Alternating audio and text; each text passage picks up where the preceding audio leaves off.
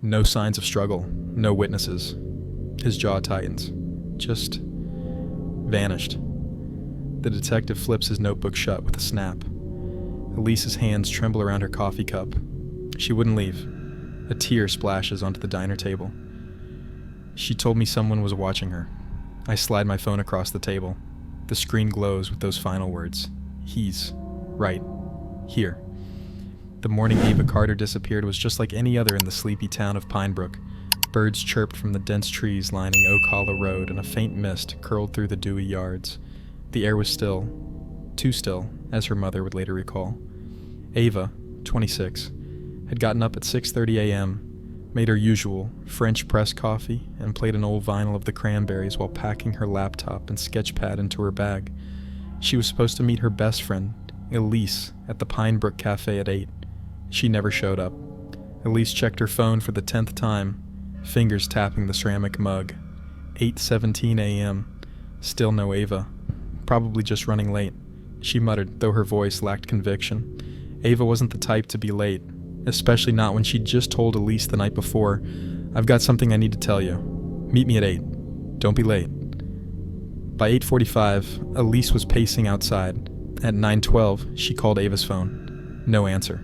At 9:30, she drove straight to Ava's cottage. The front door was locked, curtains drawn, her car still in the driveway. Elise pounded on the door. "Ava, you home? Come on, open up." Nothing. Worried, Elise walked around back and peered through the kitchen window. Coffee mug on the table. Toast, half eaten. A cardigan draped on the chair. But no sign of Ava. That's when Elise called the police. Detective Marcus Langley arrived within the hour, already skeptical. "She's a grown adult," he said, scribbling in his notebook. "No signs of forced entry. No signs of struggle. Maybe she just left." Elise glared at him. She didn't just leave. Ava had a routine. She had a job. She was excited about something. She told me last night she had news. "What kind of news?" "She didn't say." Langley sighed. "We'll start with a missing persons report, but off the record, most disappearances are voluntary." "Not this one," Elise said. "I know her. Something's wrong." By the end of the day, Ava's face was all over town. Flyers posted. Social media lit up. Local news ran the headline, "Young artist, missing in Pinebrook." But no one had seen her. Not a neighbor. Not a dog walker. Not a mail carrier. The only clue came from an old man named Bert who lived across the street. "I saw her yesterday evening," he said, squinting into the sun. "She was talking to someone near the tree line. Couldn't see who. Tall fella, black hoodie, looked out of place." "Did you hear anything?" Langley asked. Bert shook his head. Just saw him lean in close, like he was whispering. Then she nodded. They walked toward the woods. Didn't come back. Search parties combed the nearby forest for days. Dogs picked up her scent briefly near a creek but lost it. No footprints, no clothing, no cell phone. Elise joined every search, her boots caked with mud, her hands shaking as she moved branches aside. She wouldn't run, Elise whispered to herself. She wouldn't. But the more she searched, the more doubt crept in. What if she did want to disappear? What if she was in trouble and didn't tell me? Then the dream started.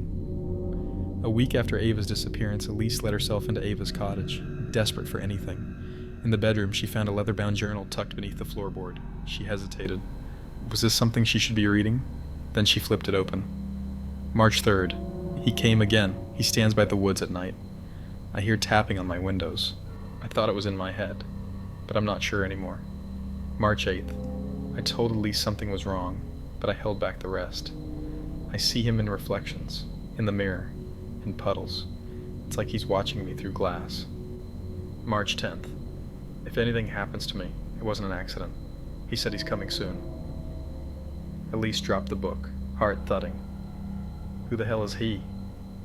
When Elise brought the journal to Langley, his expression shifted from doubt to concern. This could be paranoia, he said. Delusions, hallucinations. She was sane, Elise snapped. She was scared, and she was trying to tell someone. Langley ordered a deeper investigation. The FBI was brought in. Her devices were seized. Her laptop revealed encrypted emails to an anonymous address. They were filled with drawings, the same figure over and over again. A faceless man in a black hoodie, standing just at the edge of the trees, always watching. The final email sent at 6:43 a.m. The morning she vanished had only one line: "He's here." Weeks passed, no new leads. National media picked it up. Armchair detectives flooded Reddit with theories. A local librarian named Marla came forward with a chilling coincidence. 20 years ago, she said, another girl went missing from Pinebrook. Her name was Rachel Lynn. She lived on the same road. Langley dug up the old file. Rachel had vanished without a trace, just like Ava. Her last known sighting? Walking into the woods with a tall man in a dark hoodie. Rachel's case had gone cold in 2005. Nobody ever found her. Elise spiraled. She stopped sleeping. She reread Ava's journal daily. She started seeing things too. Reflections that didn't match her movements. Tapping at the window at night. Cold spots in Ava's cottage. She stopped telling Langley.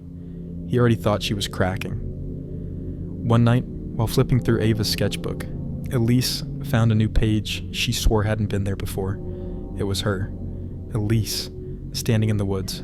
Behind her, the hooded man. She dropped it, breath caught in her throat. That night, she dreamed of Ava, barefoot, whispering, "Don't look in the mirror. Don't let him see you." 2 months after Ava vanished, a young couple renting a cabin near the creek found something disturbing. Behind an old mirror in the attic, wedged in the wood, was Ava's necklace, the one she never took off. The mirror was antique, heavy, its surface warped and gray. Langley had it removed and sent for analysis. No fingerprints, no blood. But a single phrase was etched faintly along the back of the frame. She sees now. Ava Carter was never found. Her disappearance remained the most haunting mystery in Pinebrook's history. A memorial was built outside the cafe, where fresh flowers appeared weekly, always anonymous. Elise eventually moved away. She couldn't stay. Too many shadows. But she never gave up. She published a book, Through the Trees, detailing Ava's journal, the mirror, and the legacy of missing women in small towns. It became a bestseller.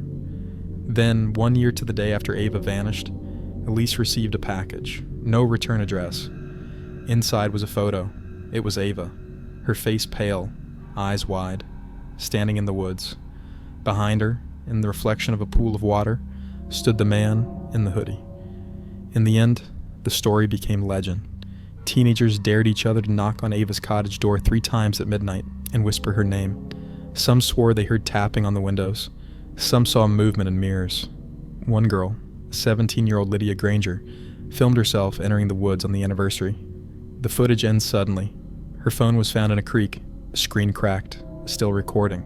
Lydia hasn't been seen since. Detective Langley retired soon after. He never solved the case.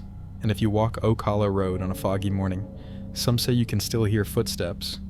Quiet, deliberate, coming from the forest. No one knows where Ava went. No one knows who he was. But every year, another girl vanishes, and no one ever sees them again. If you crave more twisted tales and unsolved secrets, make sure to subscribe to Mystery Stories and ring the bell. The case may be closed, but the mystery is far from over.